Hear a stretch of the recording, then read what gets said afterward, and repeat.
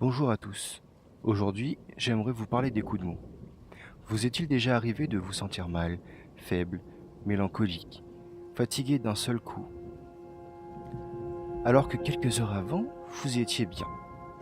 Alors laissez-moi vous dire que vous traversez un coup de mou, ce petit moment où on a envie de rien, où rien nous comble.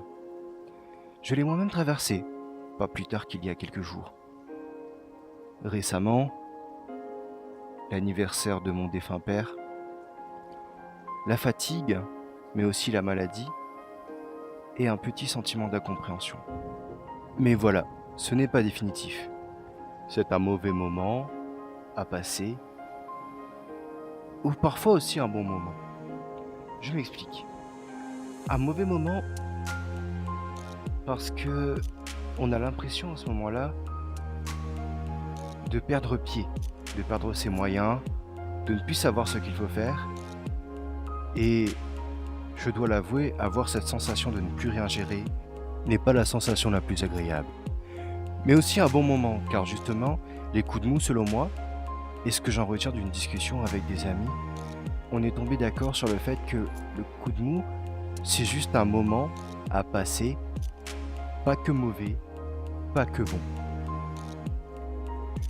Mais j'en retire du positif dans le sens où, pour moi, le coup de mou arrive à un moment où justement tu te remets en question, et c'est pour ça que c'est bien, parce que tu es en train de réfléchir et probablement en train de faire les bons choix pour toi. Et soyons francs, si on pouvait être au top tous les jours, ce serait forcément agréable, mais on paierait le prix d'être tous les jours au top à un moment ou à un autre.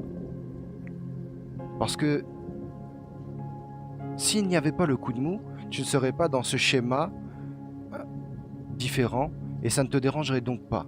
Tu n'aurais pas ce petit moment de flottement à te dire qu'est-ce qu'il faut que je fasse en fait. Tout simplement, tu n'aurais pas à réfléchir. Et en ce sens, c'est pour ça que je dis que le coup de mou est quand même positif. Car tu es en pleine évolution. Et pour moi, le coup de mou est présage du positif. Il faut le prendre positivement. Et surtout, n'hésitez pas à en discuter avec des amis proches, de la famille si besoin. Car eux sauront vous accompagner, vous parler et sauront vous guider vers la meilleure voie.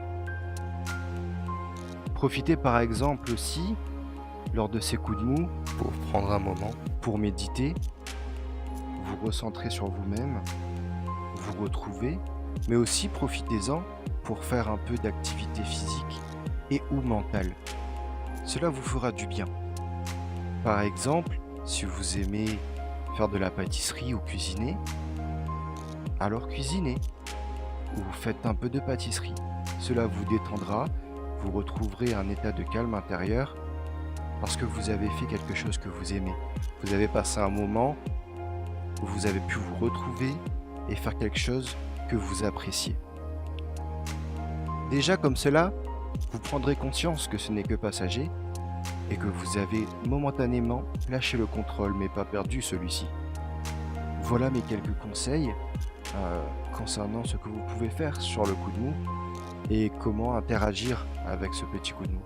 Voilà ma vision du coup de mou.